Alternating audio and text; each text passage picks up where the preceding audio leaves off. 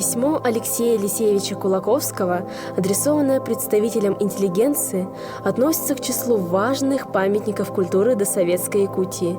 Писатель представляет итоги серьезных наблюдений и доводит до современников свои выводы для воздействия на них.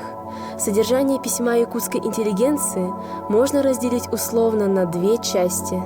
Первую часть Георгий Прокопьевич Башарин назвал «Философские вопросы о судьбах многочисленных и малочисленных народов».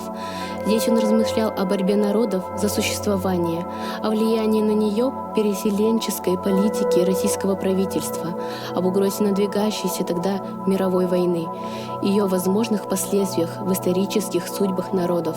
Вторая часть, названная «Соображения относительно культивизации Якутии», состоит из раздумий и соображений автора по вопросам, связанным исключительно с внутренними проблемами выживания и существования родного народа.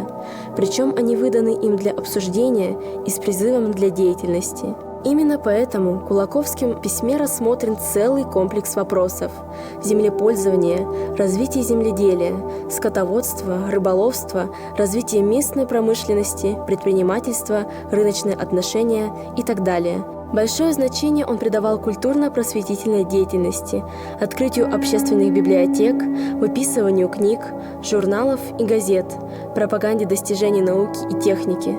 Особая роль также отводилась созданию художественной литературы. Так, по мнению писателя, спасение якутов зависело от укрепления как состояния культуры, так и внутреннего здоровья народа. Поэтому удивительно точными и правильными являются суждения автора письма о том, что культурный подъем населения практически невозможно осуществить, если не вести решительную, последовательную борьбу против приобретенных пороков. Обращаясь к национальной интеллигенции, Кулаковский писал: «Действуйте и агитируйте в пользу и ради культуры, насаждение которой стало в нашем веке злободневной необходимостью». Такова общественно-политическая, просто человеческая позиция Алексея Елисеевича Кулаковского, выдающегося якутского мыслителя начала XX века. Его взгляд на реалии своего времени был мудрым, на перспективы исторических судеб родного народа – дальновидным. Он останется современником и живым примером для многих поколений Саха, для всех патриотов своих народов, больших или малых. Он был сыном не только своего времени, потому что перешагнул через грани веков. Он был верным, любящим сыном всего своего народа Саха.